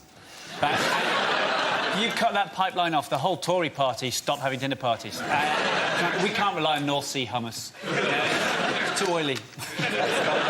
Scottish hummus is very harsh. Well, if the Greeks do default, you know, what are we going to do? We can hardly send the bailiffs in, can we? Because let's face it, all of the stuff that is value in, you know, that the Greeks have, it's already in our British Museum, isn't it? What people are saying is Greece will have to get out of the euro. Is that allowed? Can you just do that? If you run into financial trouble, you can just get rid of the money that you've got. Can I do that? If my bank manager rings me up and goes, you're in terrible debt, I go, sorry, mate, I pulled out the pound. I use milk bottle tops and string now. I'll send you a jiffy bag full. By the way, if you're watching this on Dave, and I know these things run and run and run, Greece is a country that used to exist in the part of Europe now called New South Germany. In other news, who's been busy electing a new leader? Oh, the Al-Qaedas. The Al-Qaedas, yeah. The Al-Qaedas have actually elected a new leader. Yeah. Who is it? Do we know? It's a man called Al-Zawahiri. Ayman al-Zawahiri. Yeah. Yeah, well, feel free to get the correct pronunciation. It's that bloke. Yeah, that bloke. If you'd just been made head of Al-Qaeda, would you send out a press statement going, I've become head of Al-Qaeda? If I would become head of Al-Qaeda, I'd keep it quiet. I didn't know. I just hope people found out. I didn't think it was like al-Zawahiri is delighted to announce his new role as head of Al-Qaeda. He's exciting to bring Al-Qaeda through this difficult transitional time. Expect great new challenges ahead. Yeah. Please ignore the dent in the middle of his head. That is weird. Okay. He's also sent off for the one-a-month collection of classics from the Reader's Digest. He turned 60 on Sunday. I was reading in The Guardian. He turned 60 on Sunday, but he didn't celebrate. I bet he didn't celebrate. Can you think of anything more stressful than an Al-Qaeda birthday party? Every time they're opening a package... Beard trimmers, again. They said in the article I read, they said he is a cold, joyless man. You thought, oh, that's a surprise. I thought he was a kind of happy-go-lucky wine lover. He liked a game of hide-and-seek. I'm just really bored with this whole Al-Qaeda thing. I think it's just very exaggerated and it just sort of motivates Islamophobia and it's pretty disgusting how it is today. And I was with my friend, actually, a Muslim woman, she wears the hijab. And this is just, she was telling me, she gets harassed in the street. Like, people, the way people treat Muslims is disgusting. We're standing at the taxi rank, minding our own business. This woman, we don't even know, just shouts across the road, "Oi, you!" And we're like, what?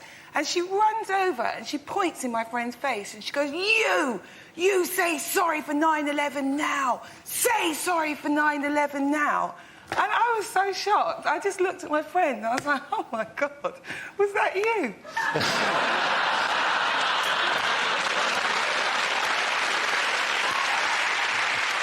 Which international figure has taken to tweeting in the last week? Barack Obama Yeah. has taken to tweeting. He apparently has the third most followers in the world after Lady Gaga and Justin Bieber, which is why the world must end. I mean, I know Justin Bieber isn't for me, right? But it does seem to me slightly wrong to have 8-year-olds lusting after some 16-year-old kid or whatever, isn't it? It does seem strange. He's there singing all about love, isn't he, to people who can't possibly know anything about love. It would be like having some 16-year-olds lusting after a 32-year-old as he sung about dentures, retirement and surgical stockings. That would be creepy. And by the way, Justin Bieber is 17 and a half. But on Twitter, we mentioned last week, I'm on Twitter, as I think a lot of people here, I mentioned last week about the exam invigilators game that they play, where invigilators would entertain themselves by standing, you know, they go, I'll stand next to the ugliest person in the room, and then walk down and just stand and go, like that. I forgot when telling that story that we're right in the middle of state exams in both the UK and Ireland, and I've seen hundreds of tweets from people going, I was in the middle of my exam today, and the bloke just stood beside me. It's really upsetting. And then hundreds of other tweets from invigilators going, oh, no, we play Pac-Man. So one of them is Pac-Man, and they'd go, and the others chase them into a corner. At the end of the round, the points go to Sean, Ava and Andy. Now we come to scenes we'd like to see. So if everyone can make their way over to the performance area, please. I'll read out this week's topics and then we'll see what our panellists can come up with. OK, here we go. The first subject is unlikely lines from a superhero film. Worry not, Procrastination Man is here. Where is everybody? What's with all the blood?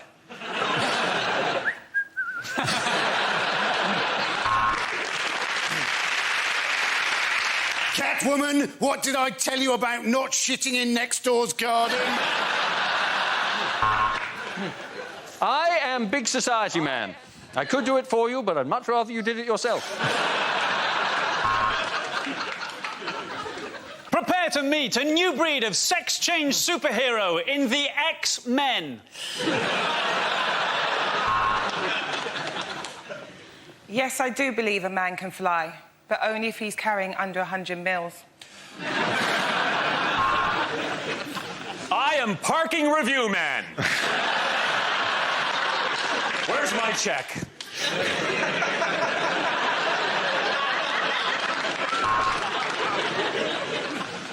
Wow, Iron Man, how did you get all the creases out?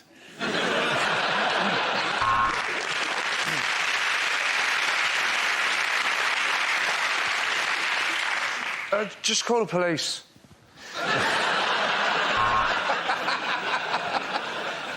Is it a bird? Is it a plane? Well, if you don't know that, what the hell are you doing in air traffic control? What use is a spider's web against me, Duster Man and Hoover Boy? Hello, I'm Batman Begins. I'm sexist, I'm racist, and I drive like an arsehole. I am White Van Man.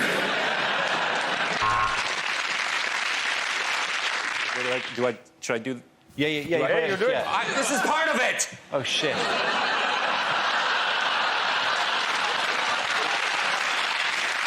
Okay, the next topic is unlikely things for a continuity announcer to say. And now, to upset children everywhere, it's Peppa Pig in pepper sauce. Oh, God. Oh, God.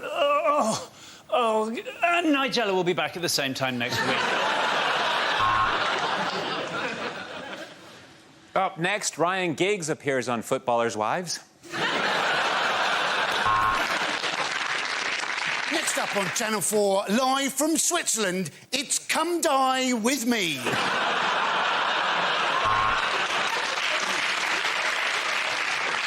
And now for a special episode of Planet Earth, where 6 chimpanzees will watch David Attenborough have sex. And now is the time I have to be extremely careful, because the next programme is about Roald Dahl, genius behind Willy Wanker's Chuck Bollocks.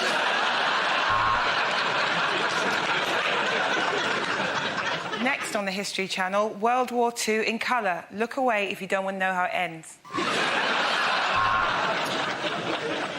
Just to clear up some confusion for our regular viewers, ITV 2+1 is not the same as ITV3.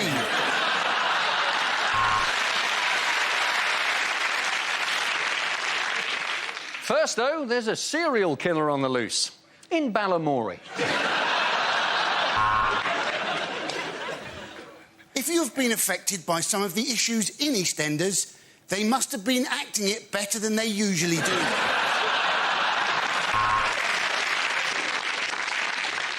And now, Gordon Ramsay's Kitchen Nightmares for the hard of hearing.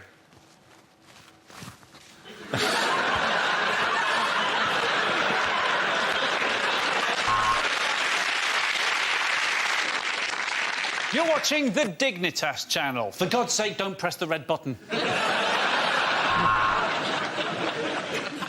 Next up, it's Bargain Hunt, which is also rhyming slang for the bloke who presents it.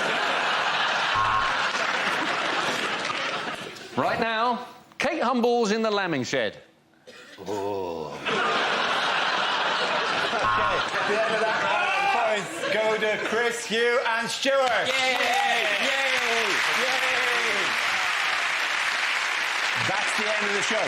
This week's winners are Chris Addison, Hugh Dennis and Stuart Francis. Commiserations to Andy Parsons, Ava Vidal and Sean Walsh. Thanks for watching. I'm Dara Breen. Good night.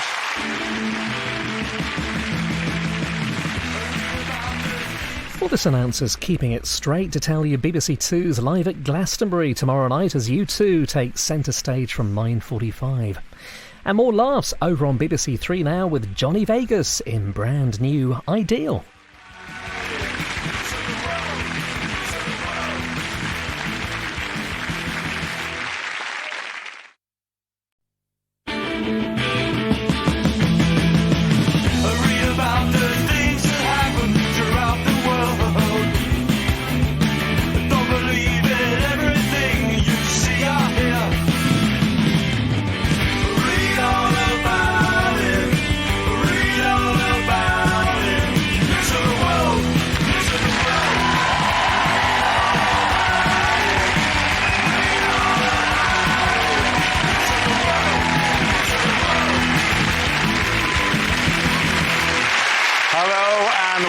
Mock the Week. I'm Dara O'Brien. Joining me this week are Andy Parsons, Ed Byrne, Mickey Flanagan, Chris Addison, Hugh Dennis and Diane Morgan.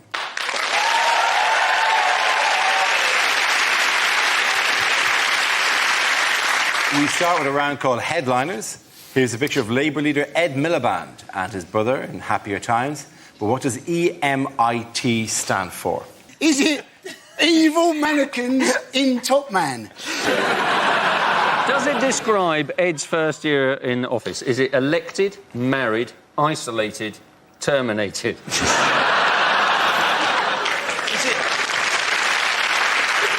Is it just what Ed's brain tells him to do when he's talking? Emit, emit, emit. It's not simply easy, mate, I'm ticklish.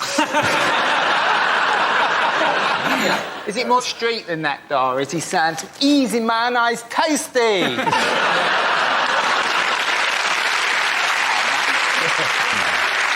Is it just Ed Miliband is a tosser?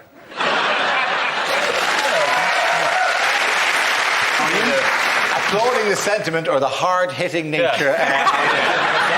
Or applauding the existence of a publication in Britain that would run the headline, Ed Miliband is tosser. We're the paper that tells it like it is. Is it Ed Martin, your troublemaker? How about engineers manufacture imitation Tories? Huh? How's that for satire? Oh, yeah. Oh, yeah. Oh, what feeling of satire? What's wrong, Britain? Too much truth for you? Equally satirically, is it Ed Miliband is tipledder? We're doing callbacks to last week's show now, are we? Put away your crowbar for 1 minute. Your time-travelling crowbar of comedy. Wait a second. Ed Miliband in trouble. Ed Miliband in trouble. Thank you very much. Yes, the answer I was looking for was Ed Miliband in trouble. This is the news that 9 months into the job, Labour leader Ed Miliband is struggling for support within his party and from Labour voters, and there's been fresh scrutiny of his relationship with his brother. His brother's come out to defend him, though, hasn't he? Yes. Because apparently their relationships are a bit frosty at the moment, but you're thinking not as frosty as the Giggs brothers at the moment. At least Ed Miliband can defend himself by going, well, I've only shagged your career, I never touched your heart.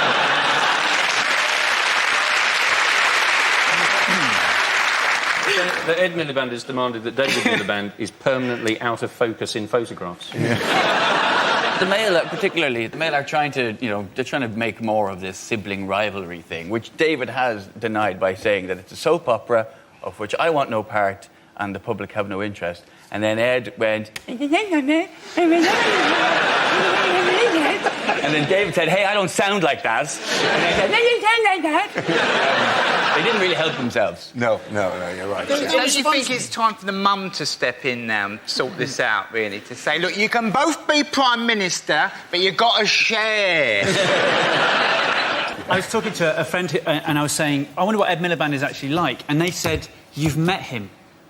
And I thought, oh, I have. That is what Ed Miliband is like. I had to be prompted to remember that I had met the man. Where did I meet him? On the Andrew Marr show. Me, Andrew Marr, and Ed Miliband, all dork. Could he have been hiding behind one of Andrew Marr's ears? You can't do that because they use those for the live feeds. His ears have to point towards different territories just to bring this. As the satellites move, so does Mars' head. If you're surprised, the signal goes in Asia. What did David Miliband never have the opportunity to do? He never had the opportunity to give a victory speech. His victory speech that he prepared for the Labour leadership election was leaked this week, and it was disappointingly gracious.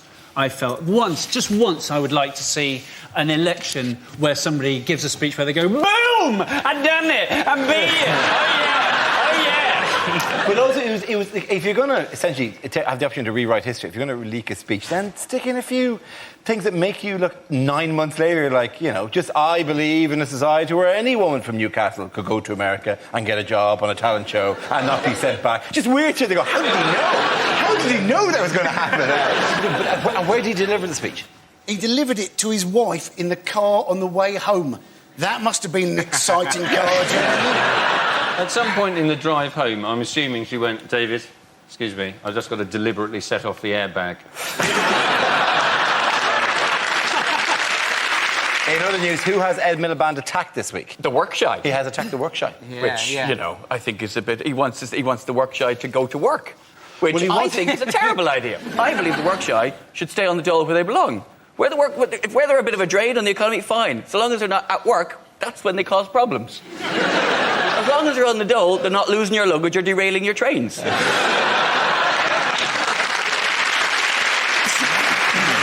As somebody who spent years signing on and working, I'm offended by that, to be honest. Can you get the energy to be that offended? I used to like the 80s because you used to go... No one cared in the 80s, did they? You just went into the unemployment benefit. There was all people walking about with buckets and ladders and overalls. Just no one gave it... Just getting the ump because the woman was taking so long. Come on, love. We've all got to get back to work here. Come on. The good old days. Which coalition reforms are in the spotlight this week? It's the NHS reforms. This is the whole idea that Cameron had said that basically there's a lot of waste in the NHS. And you're thinking, well, it's a massive organisation. You know, within that organisation, there's going to be a lot of people, presumably, sat around on their bum doing very little. But let's face it, a lot of them are very ill. The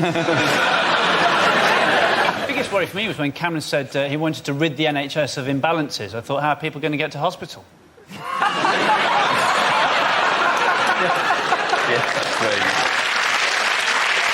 It wasn't straight. The plan was to hand control to the GPs, who only do a certain part of the work. Like, I mean, the GPs didn't want this because they knew, like, OK, you look after the NHS. They were going, I don't know how the big machines work. I just send the people to do the people who can do the big machine. The whole idea of the GP consortium, though, is basically using it so as doctors not only going to have to decide what is the best treatment for you, but it's also whether that treatment might be value for money. So each time you go and see your GP, they'll be having a little argument with themselves as to what exactly they should be doing. It'd be like going to see Gollum, you know. come in, nice man. Oh, but he wants the precious. Oh, but he's not very well. No, let him die. Kill him. The key thing they're trying to get rid of, though, is the cost, isn't it? It's the cost of the NHS. And you can do that with making no changes at all. All you've got to do, really, is get rid of the confidentiality of doctors. If you go to a GP and you know he's not going to be confidential, if he comes out and goes, hey, you see Mr Smith, he's got piles the size of onions, you're never going to go to the doctor again. The whole system will pay for itself. I don't think you've been watching Embarrassing Illnesses. People are very happy to show off their weirdnesses. If they could do it in the waiting room, look at that, look at that, look at that. You've seen one of them before, it shouldn't be there, should be here. I don't know what's in there. Look at that, I don't know, seriously, look at that. That shouldn't be doing that. In other news, what is going on here? Boris Johnson saying, bloody hell, who called the child support agency? Boris finally comes in useful as a battering ram. Is he saying, to be honest, I thought the Olympic Village would be a bit smarter than this? He's saying, I will not have people keeping these bikes out longer than they've paid for. Looks like a new crack crime drama, doesn't it? Tough Cop. He does look like he's just at a party going, is the toilet this way? There's a policeman saying, look, it's a fat one from Little Britain. You know the drugs are good when you think that the Mayor of London has just come into your flat. What I like it back to is the police are clearly going in one direction, into the flat, while Boris is discreetly coming out of the flat. Well done, keep it up there. He's in there. He's in there, get him, quick, get him. I don't understand. He's got this white cross on a green background on the policeman's helmet. It looks like one of those things, if you squeeze his head, Play-Doh's going to come out of that. The guy is called Rambo, age 48, and when he saw Boris Johnson, said the words, what the fuck are you doing here? Which is a fair point, not to the police. Like, coppers. Bloody hell. He's the last person you should take on a raid, because the idea of a raid is a secrecy, right? But he just constantly chunters. He's waiting outside the door. Could you just be quiet? The element of surprise is incredibly important. He's like a posh motorbike. It doesn't, because it doesn't work the whole, like you see American crime movies where the police chief's going, I got the mayor on my back about this, Bukowski, and behind him is Boris going, flubbity, flubbity, flub, flub, flub. Whiff, waff, whiff, waff, flubbity, flub, flub, whiff, waff. I think what the fuck are you doing here is a perfectly reasonable response to Boris Johnson turning up during a raid on your house. I think it was a perfectly reasonable response for people who worked in the mayor's office when he first turned up for work.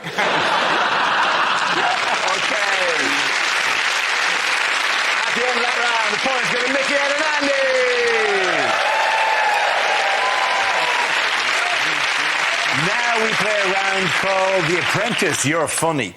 This game involves Mickey, Diane and Chris. If you could make your way to the performance area, please. This round is a stand-up challenge. I launched a wheel of news, and wherever it chooses to stop, one of our performers must step forward and talk about that subject. The winner is whoever I think is the funniest. OK, here we go. The first subject is school. Who wants to come in on that? Diane.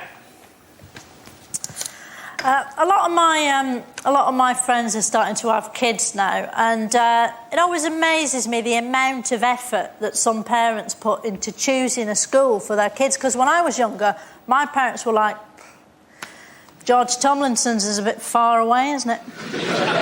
She'll only have to cross one road if she goes to St Peter's. That's settled then, St Peter's it is. Yeah, they've gotten high teenage pregnancies, but she probably won't get knocked over. Et momentum mori etwe, that was the Latin that was over the door at my school. It means knocked up but not knocked down.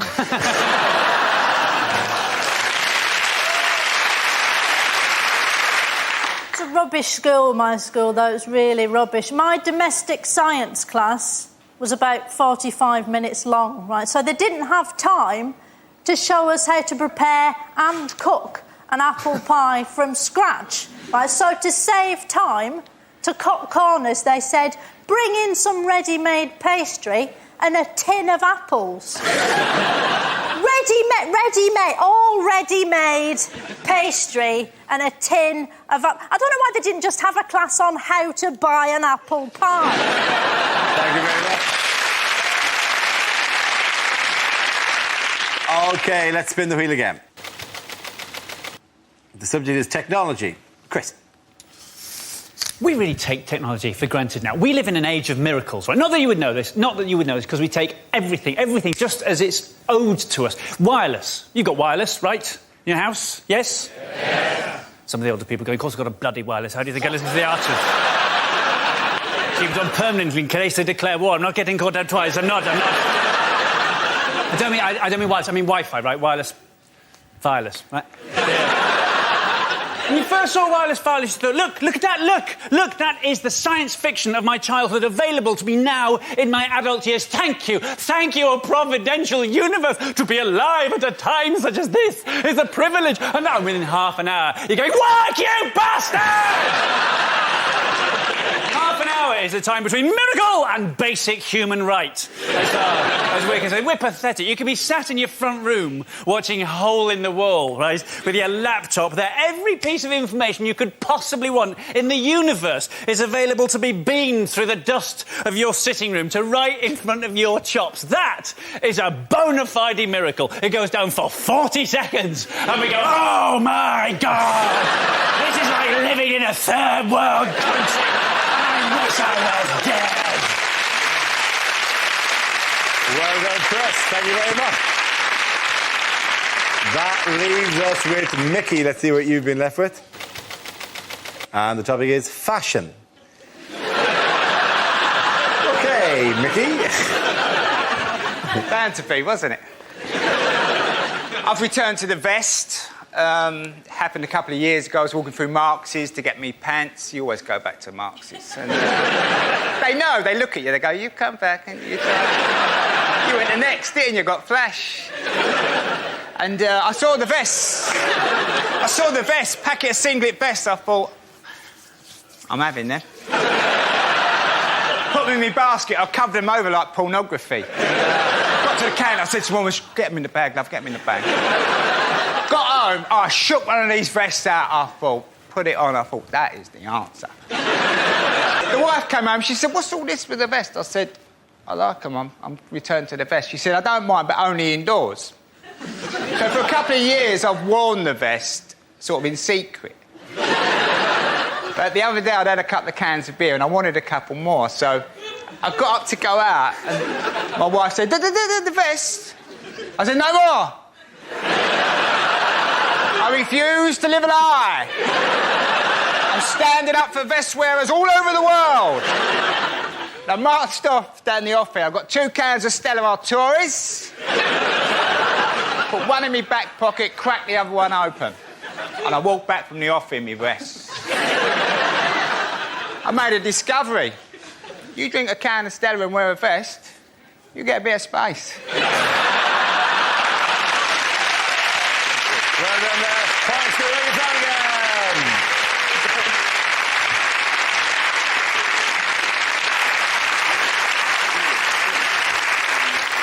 Our next round is called If This Is the Answer, What is the Question? On the board are 6 categories. Diane, which category would you like? America. OK, your category is America. The answer is around 24,000. What is the question? Is it how many pictures of Pippa Middleton's arse were in the news of the world today? Is it how many people have to be in a post office before they open a second cashier? Is it how many perfectly normal children's names are there that Gwyneth Paltrow seems to be completely unaware of? How many monkeys were shaved to provide Rooney's hair dryer?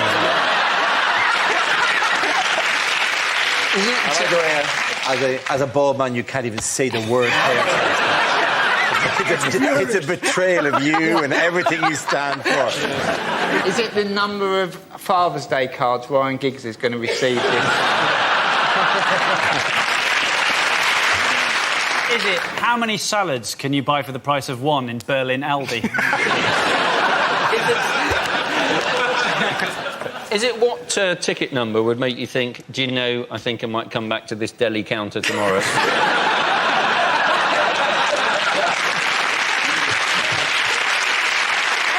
Is it how many missed calls Simon Cowell has from Cheryl Cole? Is it how many Olympic tickets did you have to apply for to get Row Z for the synchronised swimming? How many times could I punch Piers Morgan in the face before it stopped being fun and I continued to do it out of a sense of duty?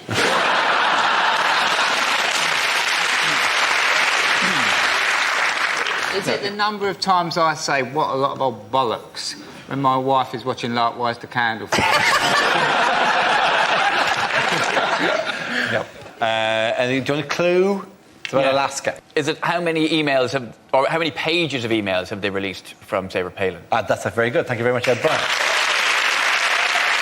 Yes, the question I was looking for was approximately how many pages of Sarah Palin's emails were released in Alaska this week. This is the news that 24,199 pages of emails have been released by the Alaska Governor's Office under Freedom of Information laws. The emails date from 2006, when Palin was the state's first female governor, to 2008, when John McCain named her as his running mate for the White House. What did they reveal? Well, quite a lot of them said, do you want to buy a Kindle for Father's Day? They're quite boring, actually. Yes. There are the emails about her frustration with journalists who keep asking her whether she believes that dinosaurs coexisted with people. And all she really needs to do is show them a picture of herself standing next to John McCain and go, yes. What these emails reveal is that she's got very little grasp of history. And you're thinking Sarah Palin would not work in this country, would you? Basically, the rednecks seem to like her because she's quite fit with no grasp of what happened in the past. It would be like us electing, as you know, the next Prime Minister, Kelly Brook, and forgiving her when she said the reason that Churchill was the greatest ever Briton was because he provided this country with cheap car insurance. Are you paying too much for your car insurance? No, it did show that she's unbelievably dull in her private utterances. Like, this is the stuff that they had to fight to get, and they're really dull, right? As opposed to what she publicly does, like, for example, sitting on a couch covered in a dead bear, right? This is stuff she does willingly, right? The only thing she hides is the really boring She's only thing. got the bear there to keep the crab away. She hasn't noticed that crab. Nature in balance. The bear and the crab, natural predators to each other, just circling each other constantly. The two of them trapped in the Well, I was going to say, she seems to have a secret cloud base. That looks like the start of one of the weirdest porn movies you're ever going to watch in your life. Isn't it a lot, though? 24,000. This is in 21 months, so that's just over 1,000 a month, which is just over 50 a day, which is about 6 an hour, isn't it? Welcome to Maths with Hugh. She's sending 6 quite big emails every hour. Is that a lot? How does she find time to govern anything? It's Alaska. The bears do most of it. That's why they have to arm them. There's the right to arm bears in Alaska. In other news, how have exam boards let down students this week?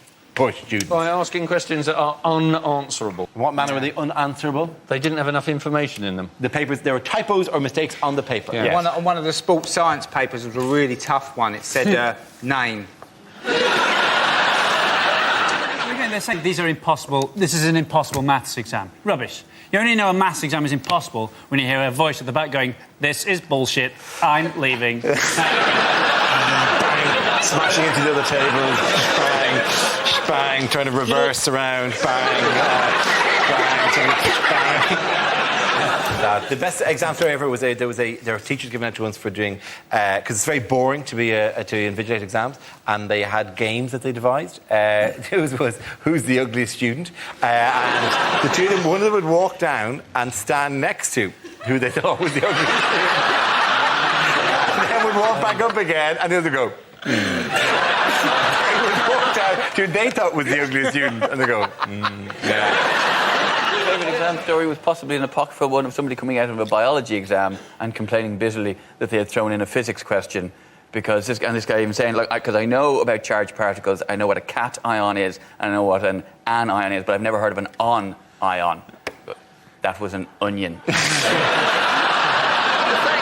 There was we did exam once in college, and it was shared. There was loads, you know, these big halls with loads of different classes they're in, and one girl had just a conniption fit because it just went wrong. This is awful, and she started crying at the table really loudly, and they had to get her out because it's only an hour into the 3-hour exams, and people are like, this is tough enough as it is without this going on. So they took her outside and they put her just outside the door, right?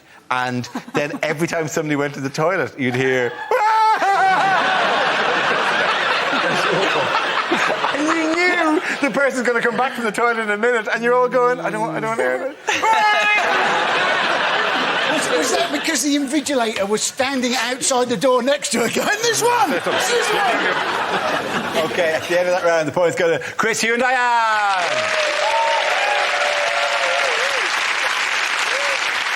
OK, now we come to scenes we'd like to see. So if everyone can make their way over to the performance area, I'll read out this week's topics, and then we'll see what our panellists can come up with.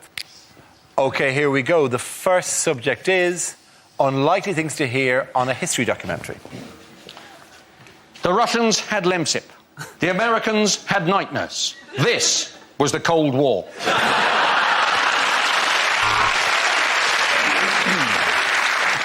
And it was in this humble forests that the War of the Roses began. Guy Fawkes' bid to blow up the Houses of Parliament failed when he realised his body was made of jumpers and his head was an old football.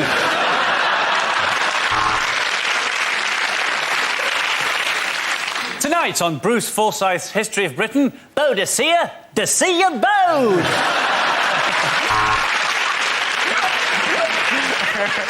Horatio Nelson, one arm, one eye. A tragic example of what can happen if you fall asleep and someone finds your organ donor card.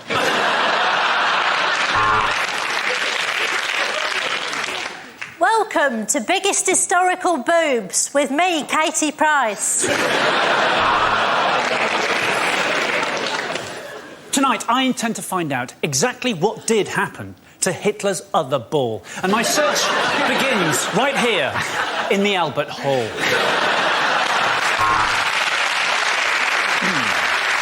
And on Time Team tonight, we're in Stratford on Avon, where we've uncovered loads of monkey skeletons and some typewriters. When Hitler started writing Mein Kampf, he intended it to be a light-hearted romp called Carry On Camping. John F. Kennedy, Indira Gandhi, John Lennon. If history teaches us anything, it's that if you don't want your child assassinated, don't name them after an airport.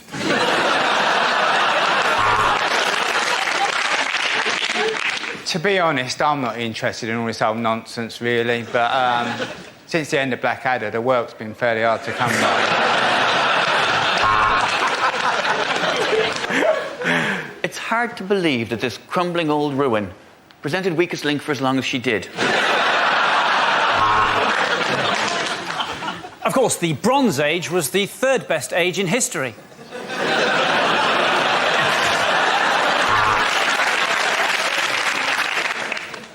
And now the documentary that every Channel 5 commissioner has dreamt of. Did Hitler sink the Titanic? We've been digging in this field in Hampshire for 3 weeks, and we've found this one piece of crockery, which tells us we desperately need to get laid. OK, the next topic is unlikely things to hear over a tannoy. We apologise to customers who have recently alighted at Northampton. I opened the wrong doors.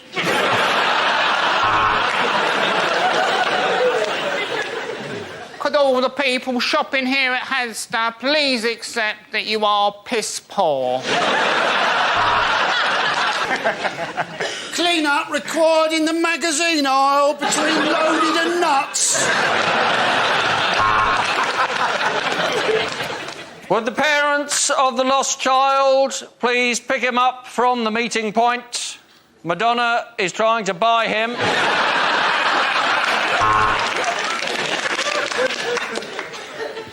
I'd like to remind customers that our special offer this week is 100% off German bean sprouts. If you would like to upgrade to first class, then you should have worked harder at school and got a better job. Could the small boy holding the owl stop running at the wall between platforms 9 and 10?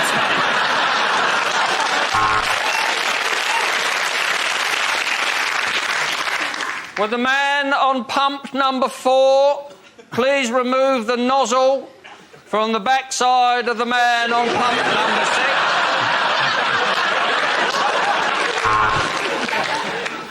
Could the owner of the Ford Fiesta 1100 in the car park with the tinted windows and the go faster stripes sort your life out, mate? Will you?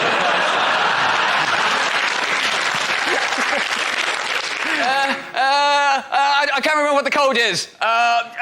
Would Mr. Fire please report to the kitchen? That's Mr. Out of Control Fire. Please report to the kitchen before it's too late. I don't want to start a panic.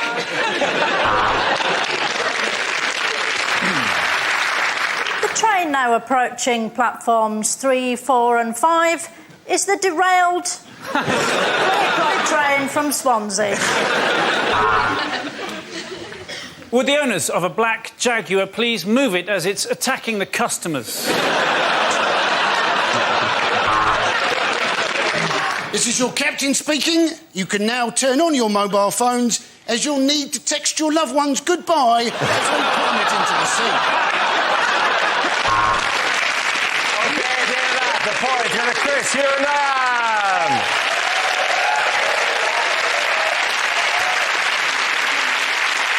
That's the end of the show. This week's winners are Chris Addison, Hugh Dennis and Diane Morgan. Commiserations to Andy Parsons, Ed Byrne and Mickey Flanagan. Thanks for watching. I'm Dara Breen. Good night.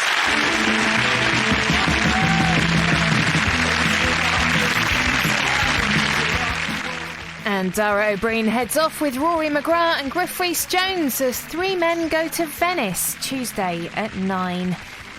BBC 3 gets all arty now. Johnny Vegas stars in Ideal.